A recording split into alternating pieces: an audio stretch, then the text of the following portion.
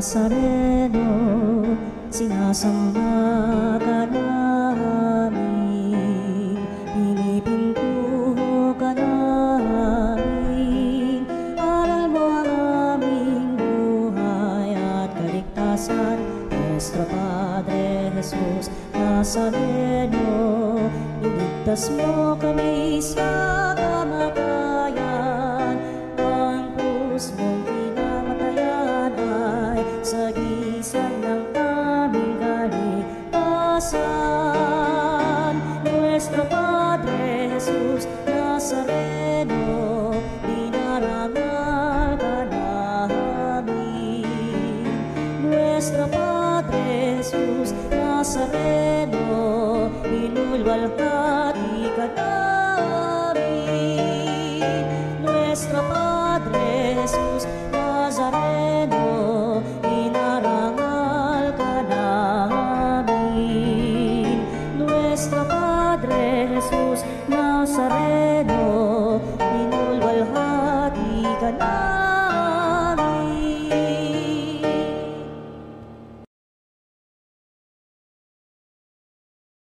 Sa ngalan ng Ama at ng Anak at ng Espiritu Santo. Amen.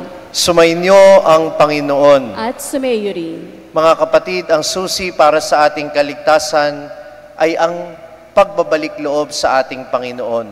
Kaya't sa pasimula ng ating pagdiriwang, halina't bumaling sa Kanyang awa, pagsisihan natin ang mga nagawa nating kasalanan.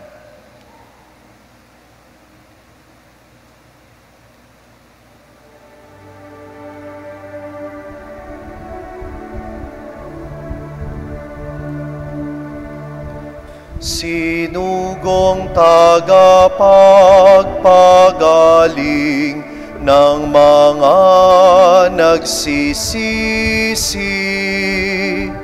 Panginoon, kaawaan mo kami.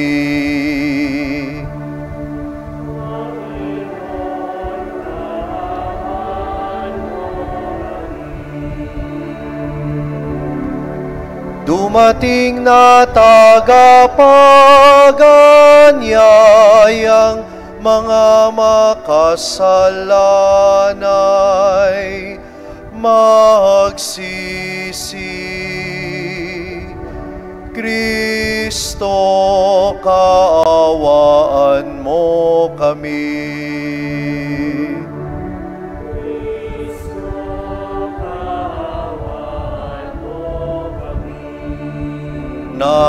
Nakaluklok ka sa kanan ng Ama upang ipamagitan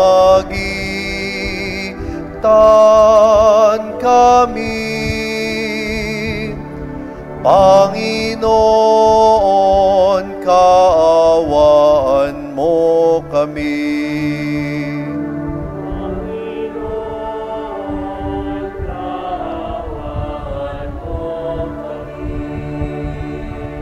Kaawaan tayo na makapangyarihan Diyos, patawarin tayo sa ating mga kasalanan at patnubayan tayo sa buhay na walang hanggan. Amen.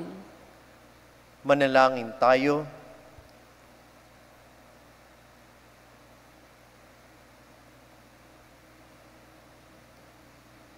Ama naming makapangyarihan, Ikaw ay maibigin at butihin sa tanan. Itinuturo mo na ang lunas sa kasalanan ay nasa kusang pagpapakasakit, pagdalangin at pagmamalasakit.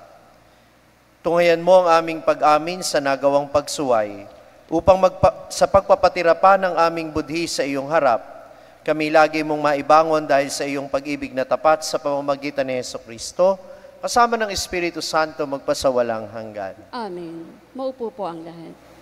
Tayo po ngayon ay nasa unang bahagi ng ating pagdiriwang, ang liturhiya ng salita ng Diyos.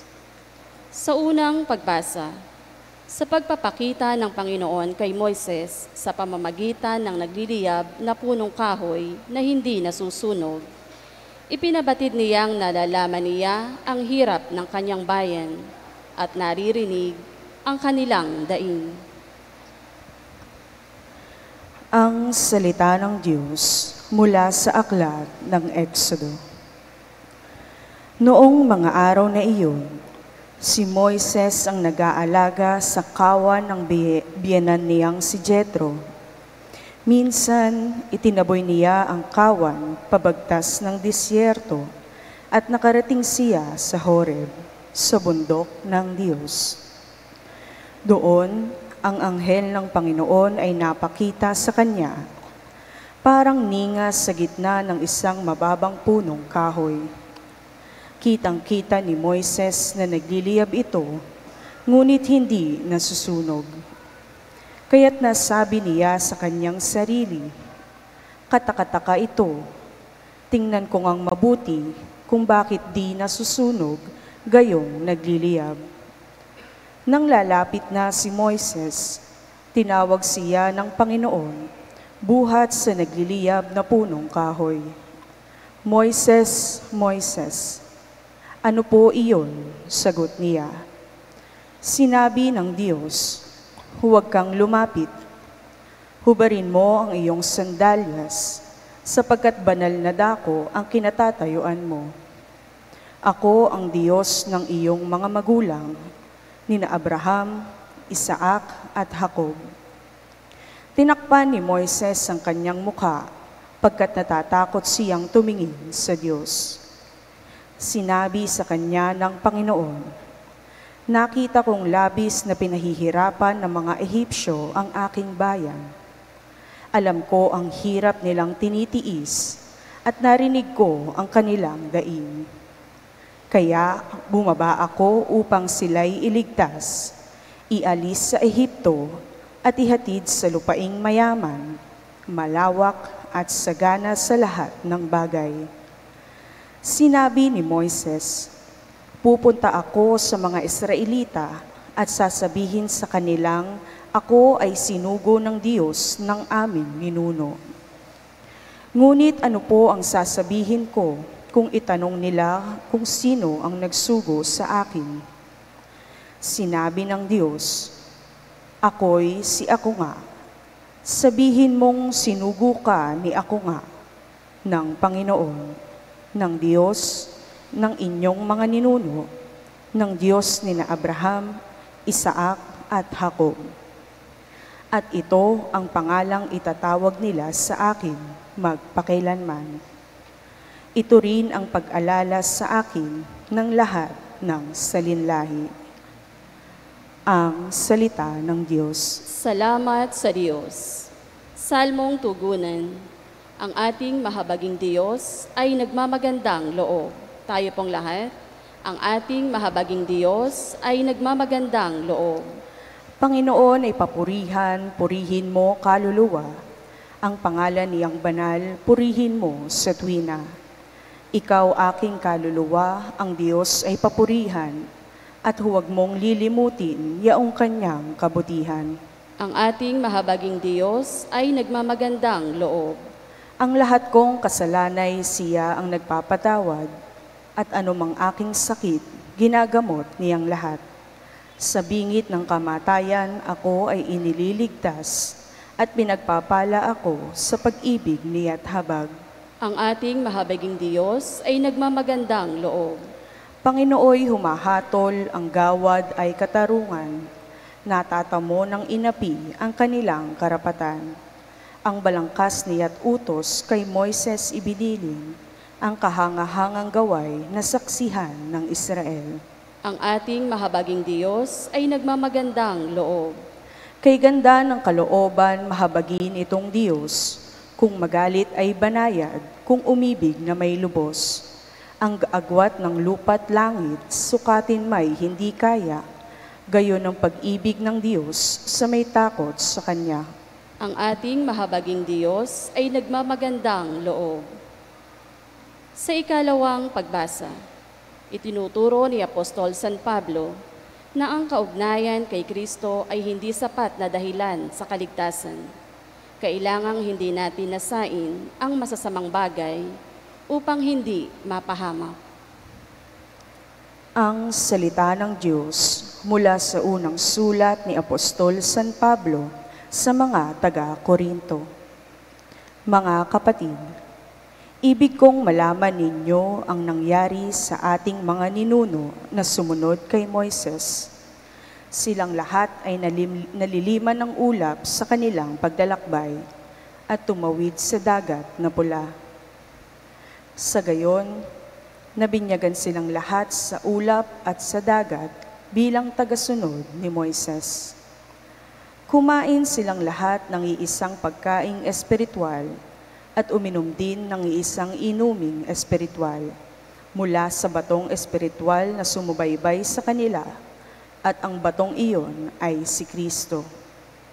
Gayunman, hindi kinalugdan ng Diyos ang marami sa kanila, kaya't nagkalat sa ilang ang kanilang mga buto.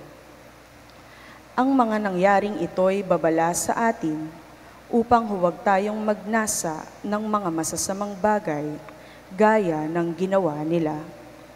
Huwag din tayong magreklamo tulad ng ilan sa kanila, kaya't nilipol sila ng anghel na mamumuksa. Nangyari ito sa kanila bilang babala sa iba at nasulat upang turuan tayong mga inabot ng huling panahon.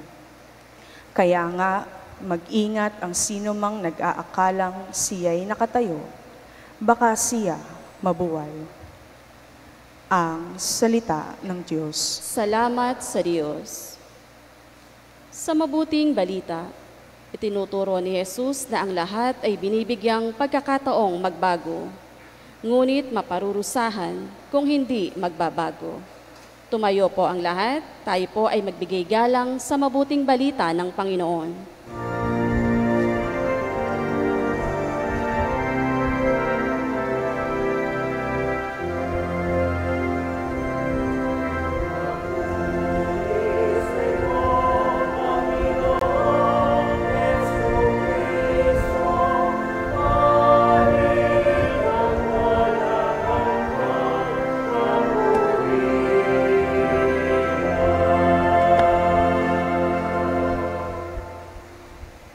Sumainyo ang Panginoon. At sumayo rin. Ang mabuting balita ng Panginoon ayon kay San Lucas. Papuri sa iyo, Panginoon.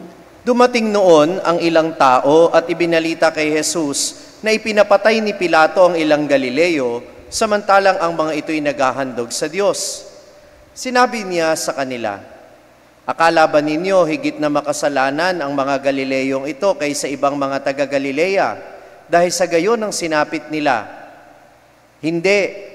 Ngunit sinasabi ko sa inyo, kapag hindi ninyo pinagsisihan at tinalikdan ang inyong mga kasalanan, mapapahamak din kayong lahat."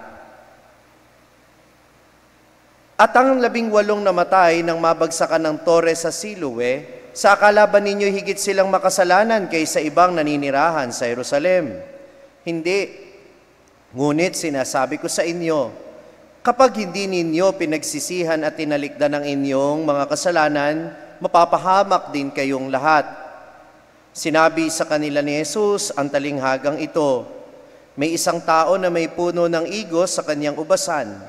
Minsan, tiningnan niya kung may bunga ito, ngunit wala siyang nakita. Kaya't sabi niya sa tagapag-alaga ng ubasan, 3 taon na akong pumaparito at naghahanap ng bunga sa punong ito, ngunit wala akong makita. Putulin mo na. Nakasisikip lang yan." Ngunit sumagot ang tagapag-alaga, "Huwag po muna nating putulin sa taong ito. Huhukayan ko ang palibot at lalagyan ng pataba.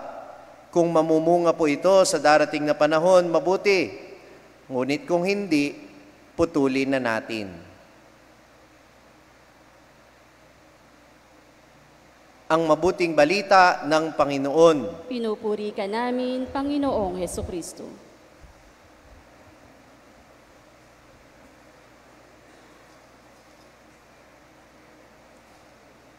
Kapag may kaibigan akong nagkakasakit at natatakot siya dahil sa, halimbawa, nung panahon ng COVID, natatakot, sabi, "Pagdasal mo naman ako, kasi lahat ng sintomas ng COVID nasa akin." Sabi ko, "Oo naman, pinagdadasal kita, pero huwag kang matakot, huwag kang mag-alala, hindi ka pa naman mamamatay." Sabi ko sa kanya. Sabi niya, salamat sa assurance ha. Sabi ko, oo naman. Paano kung mamatay? Masamang damo ka. Biro man po yun, minamahal ko mga kapatid, may katotohanan dun eh. Every day that we wake up is always a chance for us to become better persons. Binibigyan tayo ng buhay ng Diyos, hindi lang para i-enjoy natin. Binibigyan tayo ng buhay ng Diyos to make our lives better every single day. And every day that we wake up is a chance to correct our mistakes. It is a chance for us to do good and to avoid what is evil. Minamahal ko mga kapatid, ang masamang kaaway ng kabanalan ay hindi lang kasalanan. Tanong niyo sa akin, ano? Complacency. Ano yung complacency? Yung masyado ka ng panatag. Sabi nga nung expression na nauso ngayon sa social media, yung attitude na, okay na to. Yung attitude na, uubra na ito. Nakakasimba naman ako linggo-linggo, gumagawa ako ng mabuti, kaliwat kanan, nagdadasal naman ako, okay na to. Pero ang buhay pananampalataya ay hindi ganon. Hindi po pwedeng nag-e-exist ka lang, dapat namumunga ka rin. Kaya nga ano ang hinahanap ng may-ari ng ubasan mula sa puno? Bunga ang hinahanap niya. Di ba siya nasiyahan na may nakatayong puno at hindi pa namamatay ang puno? Bakit naghahanap siya ng bunga? At ano ang babala? Kapag ang punong ito'y hindi pa namumunga, ay hindi pa rin namunga, sa kabila ng ibinibigay na maraming tsansa sa kanya, puputulin na siya. Kaya, huwag tayong maging complacent. Ano ang sabi ng Panginoon sa ating unang pagbasa ngayon? Nang si Moises, nakita niya ang Panginoon sa anyo ng isang nagbabagang punong kahoy ngunit hindi nasusunog. Ano ang sabi ng Diyos kay Moises? Hubarin mo ang iyong panyapak. And what does it mean? Huwag kang masyadong kampante. Di ba? Magbigay galang ka sapagkat ang tinatapakan mo ay banal na lugar. Hindi ba kapag tayo ay pumupunta, dumibisita sa ibang bahay, hindi ka naman papasok kaagad na dala-dala mo yung tsinelas mo sa loob eh. Di ba? Ano yung paghuhubad ng tsinelas, yung pag-iiwan ng sapatos? Hindi lang dahil iyon ay madumi, kundi pagbibigay galang mo yon dun sa may-ari ng bahay. Hindi ka taga ron, alam mo yung lugar mo. Di ba? Hindi ka taga ron, hindi ka complacent, hindi masyadong palagay ang loob mo na pumasok sa isang bahay kahit nang kakilala mo bilang respeto. At ganun din dapat ang relasyon natin sa Panginoon. Huwag tayong masyadong kampante na parang okay na ang lahat. Kinakailangan pa rin natin na busisiin ang ating konsensya. Nitong mga nakakaraang linggo, kung matatandaan ninyo anong pinagnilayan natin sa unang linggo, panalangin.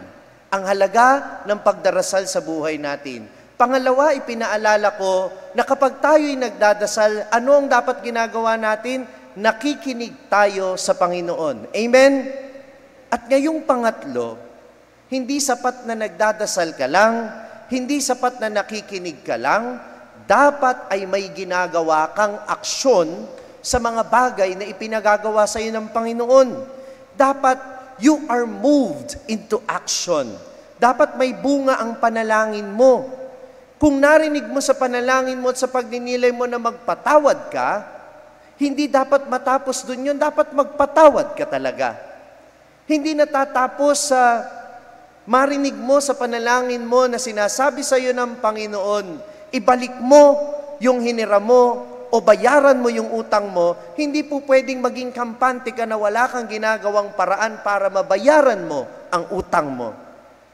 Alam mong may ginawa kang malubhang kasalanan sa Diyos. Hindi mo po pwedeng sabihin, okay na yun, nagsisimba naman ako.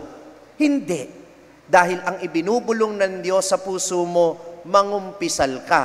aminin mo, isuko mo ang kasalanan mo. Huwag kang masyadong maging kampante, sapagkat ang kaligtasan mo ay hindi nakadepende sa pakiramdam mo. Hindi nakadepende yan sa iyo, nakadepende yan sa Diyos. Kaya, dapat ang sarili natin, isusuko pa rin natin sa Diyos. At dapat gawin natin kung ano ang nais niyang gawin natin. At hindi lang tayo magpapatuloy dun sa mga bagay na sa palagay natin makapagliligtas sa atin. Ang palagi mong itatanong sa iyo sarili, sure ka na ba? Gaano ka ba kasigurado na ginagawa mo na yung tama? Gaano ka ba kasigurado na ikaw ay nasa tamang landas? Palagi mong tatanungin ang sarili mo araw-araw, ano ba ang dapat ko pang baguhin sa sarili ko? Ano pa bang mga bagay ang dapat pagbutihin ko? Meron ba dito sa inyo na makapagsasabing wala na siyang kailangan pang baguhin sa sarili niya? Taas ang kamay. Taas ang kamay ng nagsasabing, wala na, mabuting-mabuti na ako, wala na akong maibubuti pa. Itaas ang kamay. Kasi ipapalit ko na kayo dito sa angel dito, kayo na paghahawakin ko nito. Lahat naman tayo, mayroon pang ipagbabago. Tama o mali? So don't ever say it to yourself. Wag mong sasabihin sa sarili mo, ganito na ako wala nang magbabago. Dahil yan ang kasalanan laban sa Espiritu Santo. Yung hindi ka maniwala na mayroon ka pang ibubuti, na ikaw ay pwede pang patawarin ng Diyos, na ikaw ay pwede pang magbago. Hindi totoong wala nang mababago sa sarili mo. Dahil araw-araw may gustong baguhin ang Diyos sa iyo. And it's just a matter of awareness na mayroon kang ang dapat baguhin. Kaya huwag kang maging kampante, huwag mong maging attitude sa buhay, yung okay na to. Amen ba yon? Sa pagluluto lang pwede yon, ha? Pero sa totoong buhay, hindi po pwedeng yung buhay na okay na to. Palagi niyong iisipin, how can I be a better person today? Ano nga ulit yung tatanong niyo sa sarili ninyo? Dahil yan ang pagiging mabunga, ang palagi mong isipin kung paano ka pa mapagbubuti ang sarili sa araw na ito. Binabalaan tayo ni San Pablo sa ikalawang pagbasa, napakaraming taong nagpakabuti at naging mabuti. Pero dahil hindi nila pinagsisihan ang kanilang kasalanan, hindi sila nagkamit ng kaligtasan. Kaya inuulit ko ngayong panahon ng Kwaresma, ang pagkukumpisal ay hindi optional. Ang pagkukumpisal ay essential. Oo, mabuti ang loob ng Diyos, binibigyan niya tayo ng pagkakataon. Amen? Oo, mayroon tayong kabutihang loob na gumawa ng mabuti, magdasal, tumulong sa nangangailangan, magsakripisyo kung kinakailangan. Amen? Pero, hindi lang sapat ang magandang kalooban ng Diyos, hindi lang sapat ang magpakita tayo ng magandang kalooban, sapagkat ang hinahanap sa atin ng Panginoon ay pagbabago ng kalooban, ang pagbabalik loob sa Kanya. Goodness without repentance and reconciliation is nothing. Because what God wants from us is a heart that desires to be with Him. Ang hinahangad ng Diyos mula sa atin ay isang pusong nagnanais na makapiling siya. At paano natin siya makakapiling? Pagsisihan natin ang ating mga kasalanan at tayo'y manalig sa mabuting balita. And again, how can we do that? We always ask the question, how can I be a better person today? At sa misang ito, maaari ninyong itanong, ano ba ang mga dapat baguhin sa akin ng Diyos ngayong linggong ito? Sana mabigyan ako ng lakas ng Diyos para baguhin sa aking sarili kung ano ang mga dapat baguhin. Mamunga ang aking panalangin ng pagsisisi, pagbabagong buhay at pagbabalik loob. Amen.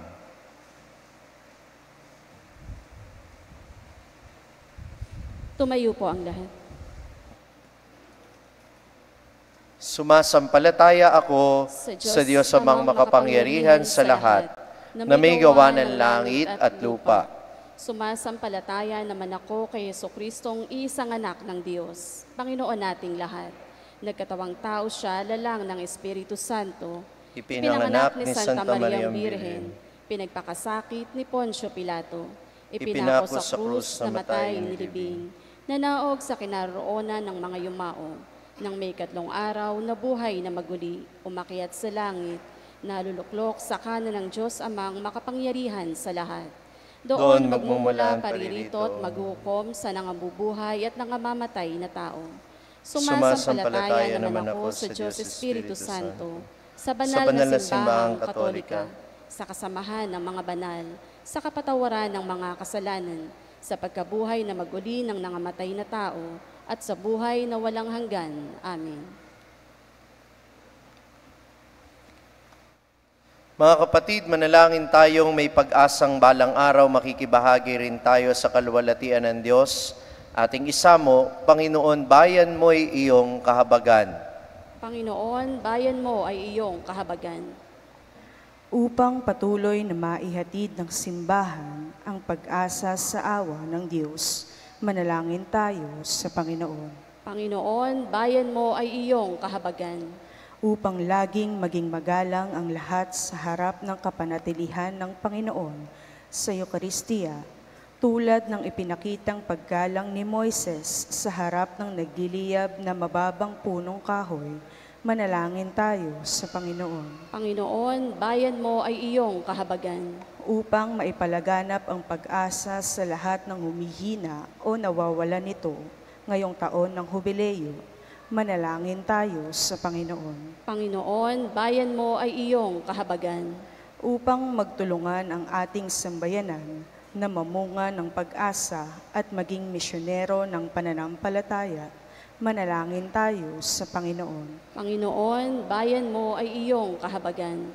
Upang ang mga yumao ay makamit ang pangakong langit para sa mga hindi nagsayang ng pangalawang pagkakataon, manalangin tayo sa Panginoon. Panginoon, bayan mo ay iyong kahabagan. Isama natin sa panalangin ang intensyon ng mga nagpamisa at idulog natin sa Panginoon ang ating mga kahilingan.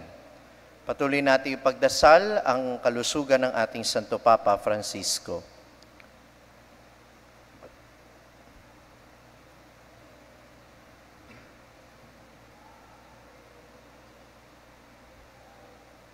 Amang makapangyarihan, tunay ngang kamangha-mangha ang iyong kabutihan at awa. Pakinggan nawa namin lagi ang kanyang salita at gawa upang kami rin ay iyong lubhang kalugdan sa pamamagitan din ni Kristong aming Panginoon, magpasawalang hanggan. Amen. Tayo po ngayon ay nasa ikalawang bahagi ng ating pagdiriwang, ang liturhiya ng Eucharistia.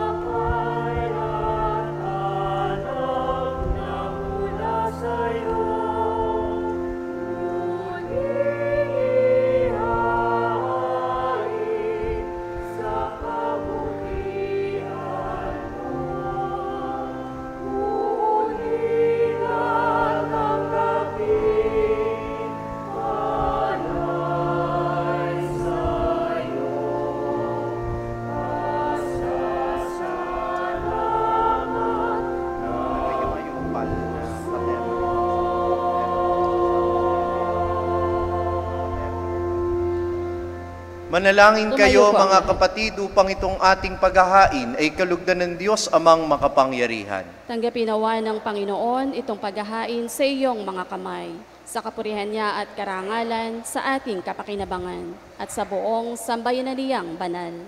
Ama naming lumikha, kalugdan mo ang aming paghahain upang ang mga kasalanan naming inihihingi ng kapatawaran sa iyo ay matutuhan din naming ipatawad sa kapwa-tao sa pamamagitan ni Hesukristo, kasama ng Espiritu Santo, magpasawalang hanggan. Amen. Sumainyo ang Panginoon. At sumayo rin. Itaas sa Diyos ang inyong puso at diwa. Itinaas na namin sa Panginoon. Pasalamatan natin ang Panginoong ating Diyos. Marapat na siya ay pasalamatan. Ama naming makapangyarihan, tuningang marapat na ikaw ay aming pasalamatan.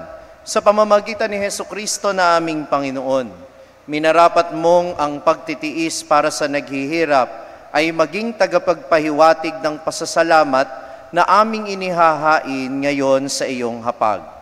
Ang iyong anak ay ulirang tagabigay ng pagsasaluhan sa mga nagugutom at mga nauuhaw.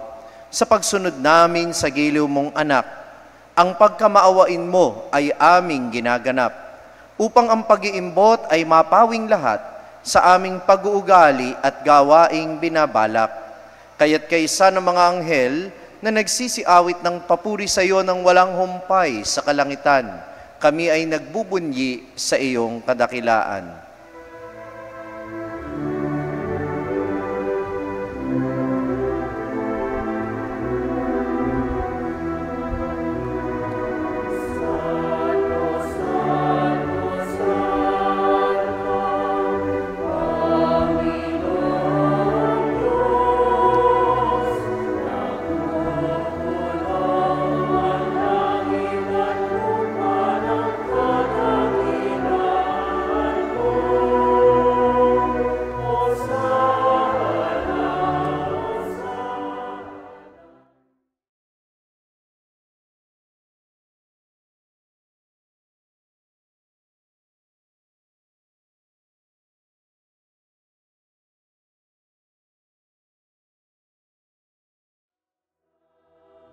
Pinagpala ang naparirito sa ngalan ng Panginoon.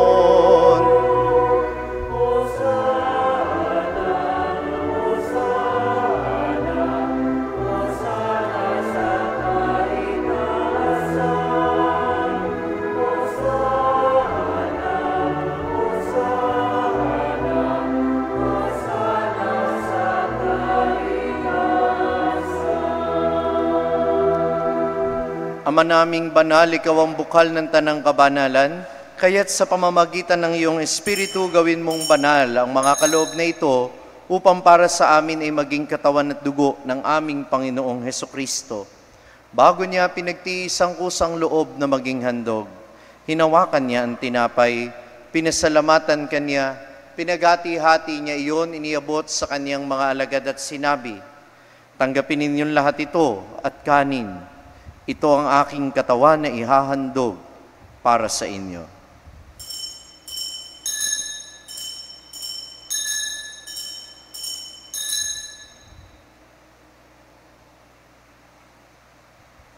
Gayon din naman, matapos ang hapunan, hinawakan niya ang kalis. Muli kaniyang pinasalamatan, iniabot niya ang kalis sa kaniyang mga alagad at sinabi, "Tanggapin ninyong lahat ito at inumin. Ito ang kalis ng aking dugo, ng bago at walang hanggang tipan, ang aking dugo na ibubuhos para sa inyo at para sa lahat sa ikapagpapatawad ng mga kasalanan. Gawin ninyo ito sa pag-alala sa akin."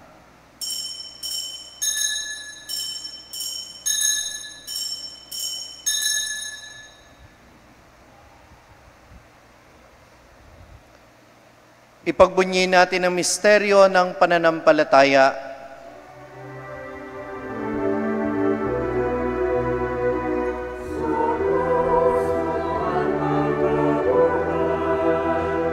Kami tinubos mong tunay, Poong Jesus, naming mahal, iligtas mo kaming tanan.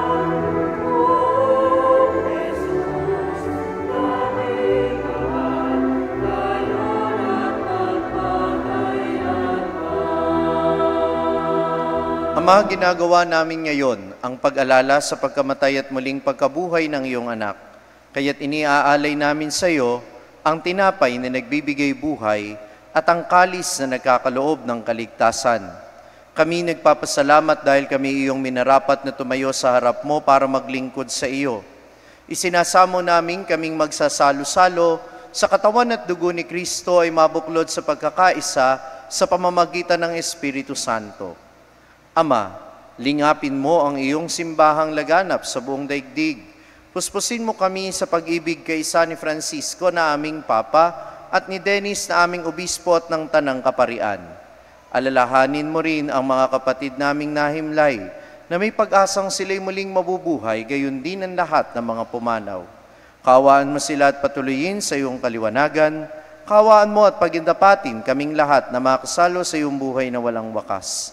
Kaisa ng mahal na Birheng Maria, na ina ng Diyos, ang kanyang kabiyak ng puso si San Jose, kaisa ng mga apostol at ng lahat ng mga banal na namuhay dito sa daigdig ng kalugod-lugod sa iyo, may pagdiwang nawa namin ng pagpupuri sa ikararangal mo sa pamamagitan ng iyong anak na aming Panginoong Hesukristo.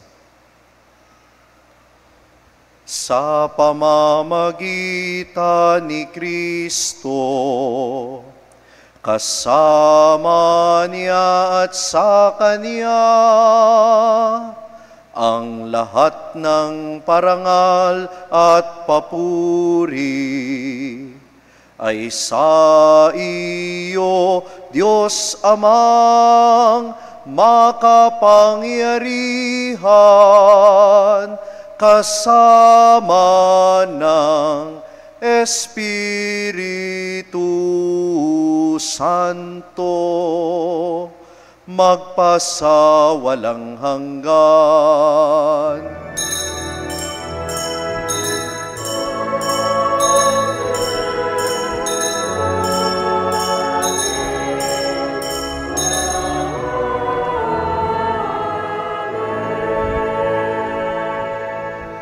Sa tagubilin ng mga nakagagaling na utos at turo ni Jesus na Panginoon natin at Diyos, ipahayag natin ng lakas loob.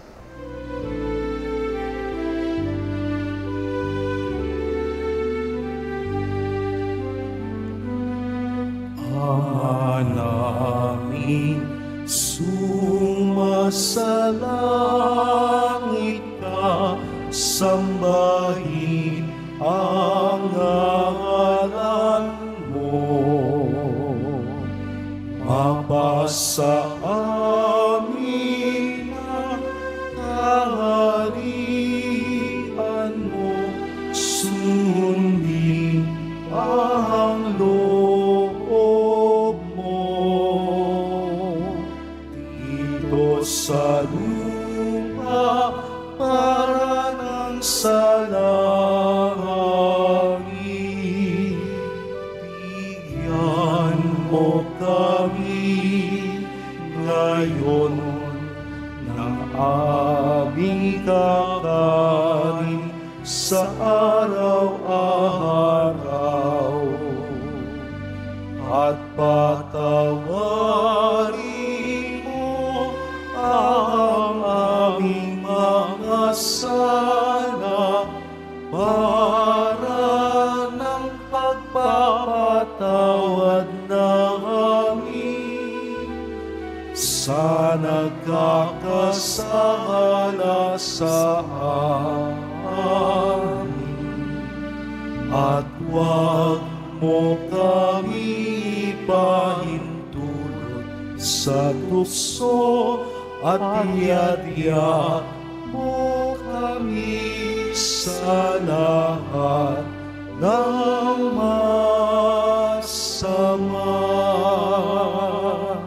Hihiling namin kami iadya sa lahat ng masama, pagkalooban ng kapayapaan araw-araw, iligtas sa kasalanan at ilayo sa lahat ng kapahamakan. Samantalang aming pinananabikan ang dakilang araw ng pagpapahayag ng tagapagligtas naming si Hesukristo.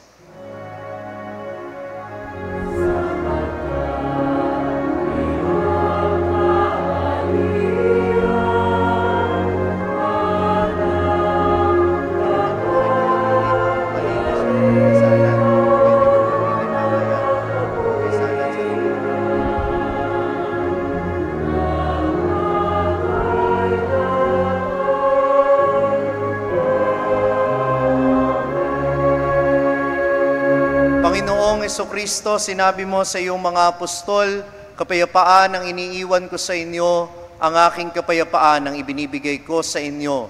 Tungayan mo ang aming pananampalataya at huwag ang aming mga pagkakasala. Pagkalooban mo kami ng kapayapaan at pagkakaisa ayon sa iyong kalooban kasama ng Espiritu Santo magpasawalang hanggan. Amen. Ang kapayapaan ng Panginoon ay lagi nawang sumainyo. At sumayo rin. Magbigayan kayo ng kapayapaan sa isa't isa.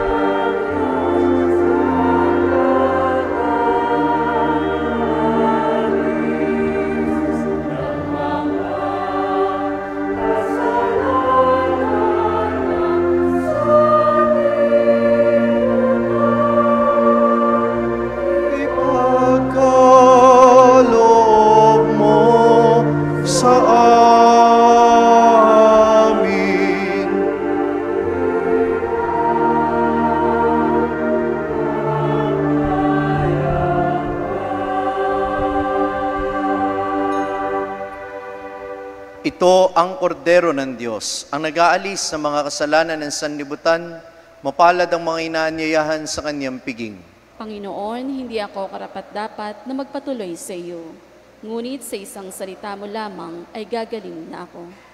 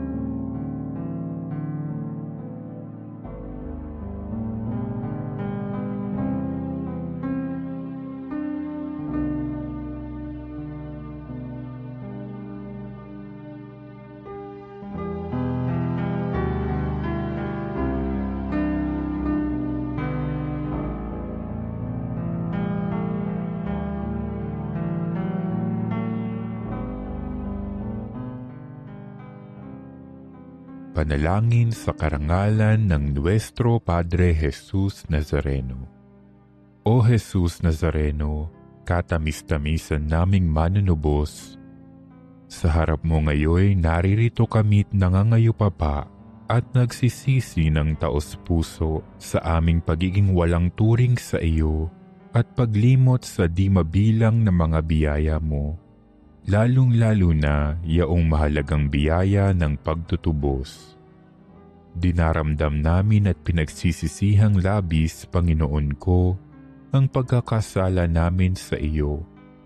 Ikinalulungkot namin ang pagiging dahilan ng pagpapasan mo ng krus na iyan sa gitna ng mga hirap at kapaitan, hanggang sa inihandog mo ang iyong buhay sa bundok ng Kalbaryo, sa pagkaibig mo lamang na matubos kami at ang sangkatauhan mula sa sala.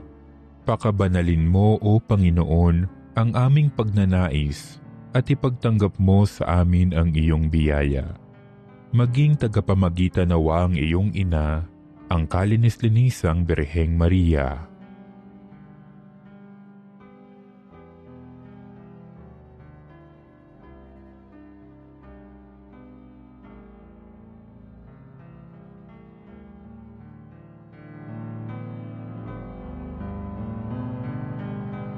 Ama naming makapangyarihan, niloob mong akuin ang iyong anak, ang krus at kamatayan, upang ang sangkatauhan ay matubos at mabuhay.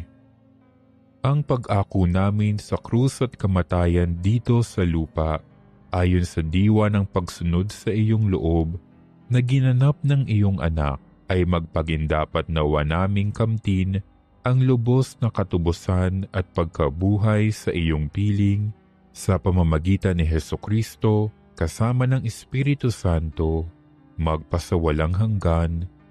Amen. Nuestro Padre Jesus Nazareno, Panginoon namin at Diyos, kaawaan mo kami. Lahat. Ama naming mapagmahal, sa pakikinabang namin sa iyong banal na piging, pinagsalu-saluhan namin ang bigay mong pagkain. Ang ginaganap namin ngayon sa pagdiriwang ay lubos nawang mangyari sa gawain namin araw-araw sa pamamagitan ni Hesukristo, kasama ng Espiritu Santo, magpasawalang hanggan. Amen. Awitin natin ang pasasalamat.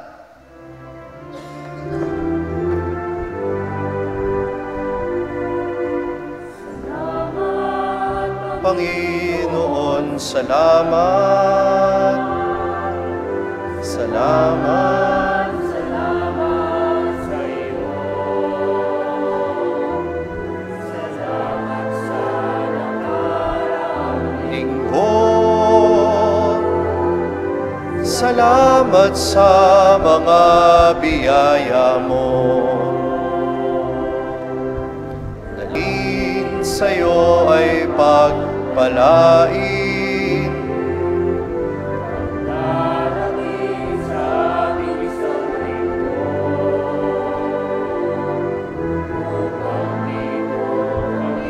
Ay magkatipon para magpasalamat sa iyo.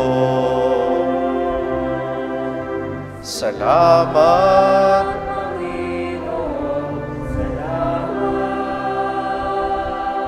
Salamat po sa lahat ng mga naglingkod sa ating dambana, sa mga nagpamisa, at sa mga bisita natin galing sa iba't ibang lugar. Mayroon po bang mga dumayo ngayon sa Barasoin para magsimba? Mga galing sa iba't ibang lugar. Welcome po kayo sa ating makasaysayang simbahan. Palakpakan po natin sila. At sa inyong lahat na naririto ngayon, maraming salamat po at ingat po kayo pauwi. Good news po, bago tayo magsimula ng misa, in-announce ng Vatican, bukas daw po, lalabas ng bintana si Pope Francis para magbigay ng blessing. Kaya pagpasalamat natin sa Panginoon ang kalakasan na ibinibigay sa Kanya at naway magpatuloy pa ito sa mga susunod na araw. Mukhang totoo yung kasabihan sa Tagalog, ano? Pagka nababalitang patay, lalong hindi natutuloy. Lalong lumalakas. Pero patuloy natin siya ipagdasal sapagkat siya'y ama natin sa turing sa pamamahala ng ating simbahan. Sumainyo ang Panginoon. At sumayo rin. Iyuko ang inyong ulo at tanggapin ng pagpapala. Amang mapagmahal, akayin mo ang puso ng iyong bayan at sa iyong kabutihan, ipagkaloob mo sa iyong mga lingkod itong biyaya ng pananatili sa pag-ibig sa iyo at sa kapwa. Matupad nawa nila ng buong puso ang iyong mga kautusan sa pamamagitan ni Hesukristo na aming Panginoon. Amen. At pagpalain kayo ng makapangyarihang Diyos Ama at Anak at Espiritu Santo. Amen. Tapos na ang ating pagdiriwang, humayo kayo sa kapayapaan ni Kristo at patuloy na tahakin ang landas ng pagbabagong buhay. Salamat sa Diyos.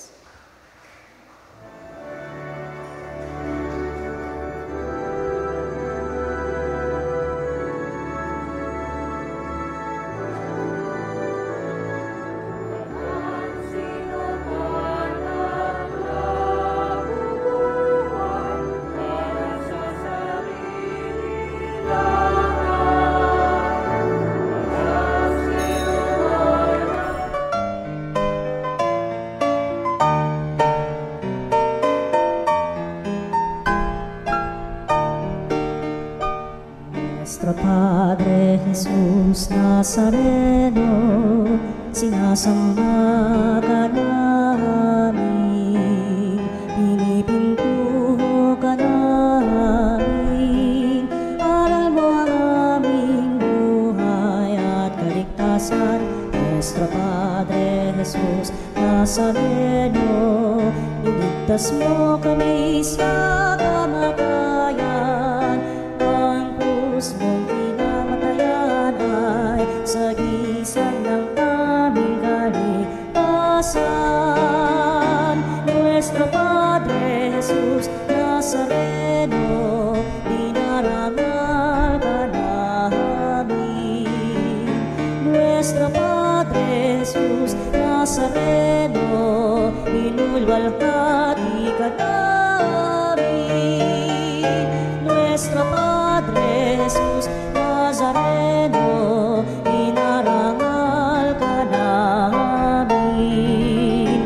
Nuestro Padre Jesus Nazareno, inulwalhati ka namin.